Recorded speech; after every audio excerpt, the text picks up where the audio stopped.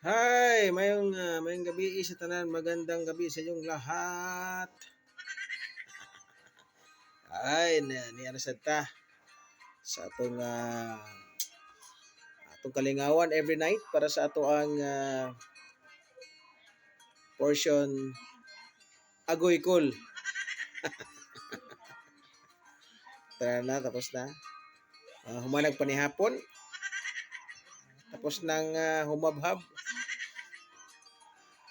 Okay, so plaster tayo, plaster. Dahil meron na naman tayong usap-usapin. Usap-usapon. Meron naman tayong pag-uusapan para sa ating isa na namang problematic na nagpadala sa atin ng kanyang problema.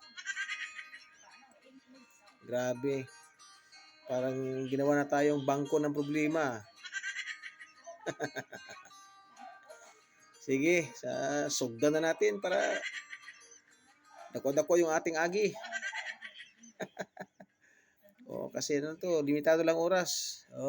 Baka meron kayong maipayo dito sa ating letter sender. Alright, so simulan na natin yung ating Agoy Call portion.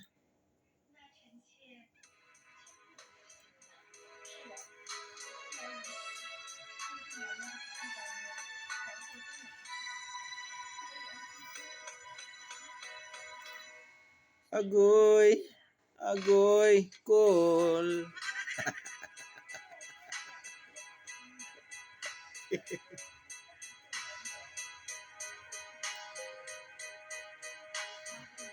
Okay, basahin natin ha. Nag-chat eh. Okay. Dear Uncle Bongji. Naarad na kayo mag-uncle sa akin ha.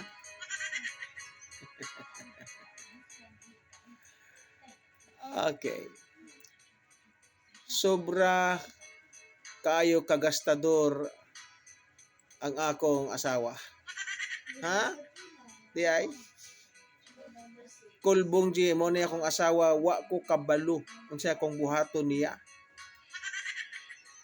Sobra ra kaayo ang gastuhon sa mga butang nga dili gyud kinahanglan. Tao ba? Larohon tani ngalan ni si Mang Kanor. Klarohin natin ito Mang Kanor, ano yung mga bagay-bagay na hindi kailangang bilihin. Baka nagbili na ng helicopter dyan. Ingon siya, Kulbong G, ganahan siya sa fashion. Kanunay usab niyang giremodel ang parts sa among balay bisan kung kini wala kinahanglana. Mo ba? Iba si kinahanglanon po. Sige yung balay naghirig na.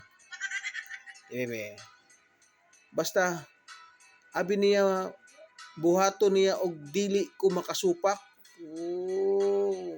Sa ka mga dato masin ni matawhana yan. Usa ka tuig katulos siya nag-ilis sa iyahang sakyanan. Ay mga dato sana all. Ganahan siyang mubiyahe. Uy. Mo daily niya problema. Di man ka katulo mag-ilis sa iyang sakyanan. Sampang kitaan sige ra tagpamayad og utang.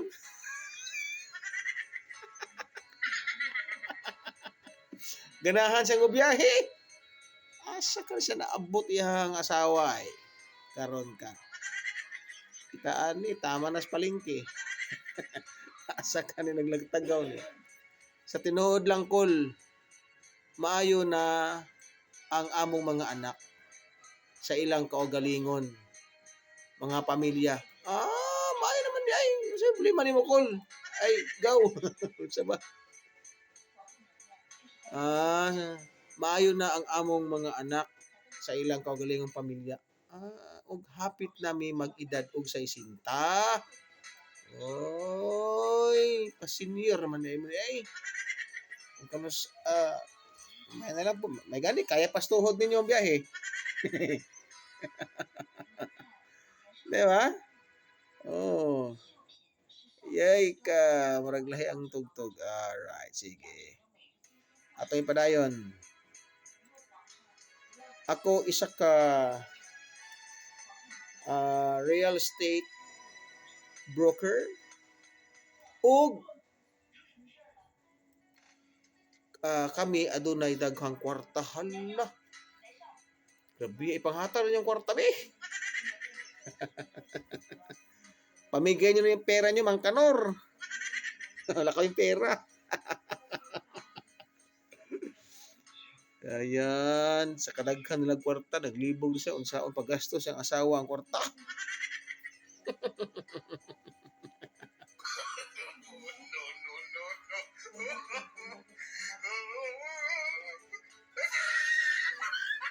Oh, sige.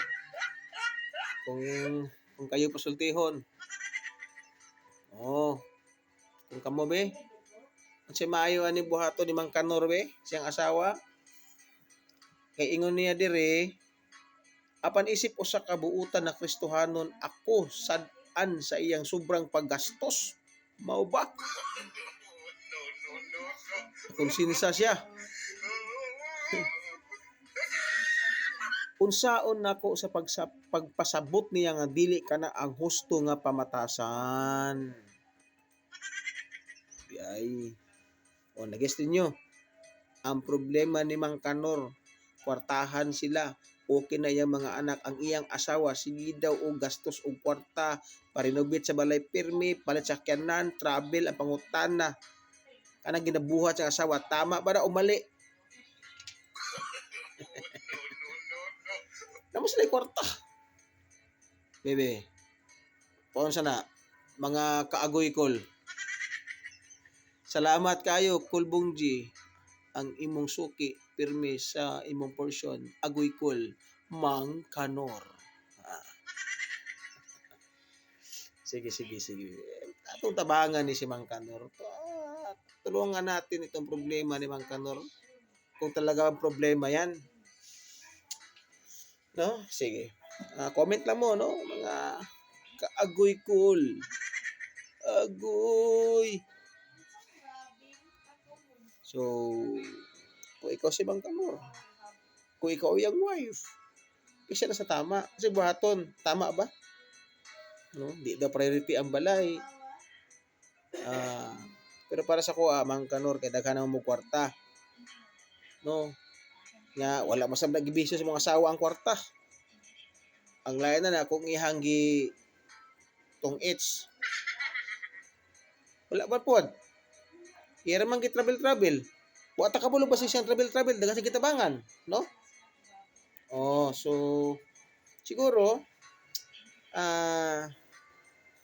kung nagpa-renovate siya katulo ka beses sa isa ka tuig, tan-aw nimo ra gastos kaayo, kadaha mo kwarta, tapatan pud nimo. Mahimo ka og tugpaharan sa helicopter ito siyang rooftop. Mahimo kag escalator og elevator. Di mo kauna-una man na siya. Yun siya nga, uy, murag di tama sa gihimo sa humana kay nagpahimo naman og tugpaharan sa helicopter. But pasabot. No, i-try daw nga mugastos pud ka. Basig diha ni ma-realize nga ay, ya mingon si mo nga, unsa man na nganong nga na may gasto. Ing-ani ang atong problema. Muna ako napansin si mo para magkasinabot mo basig diha siya maka-realize ba.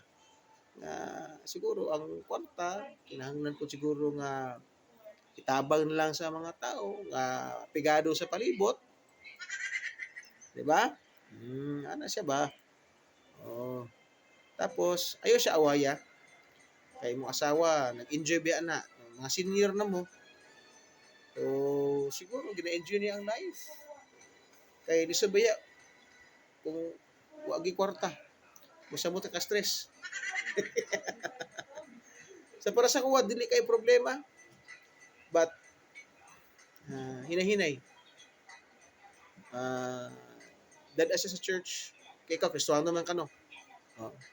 So indirectly dad as sa church kana medyo pinabtik ba dili kay planado Then basta dahil na i-teaching sa church nga inani about kung saan pag handle sa kwarta nga di lamang para sa tong kagalingon but kinahanglan itabang ato na sa mga tao. So, ana pwede pod buhaton nato. Okay?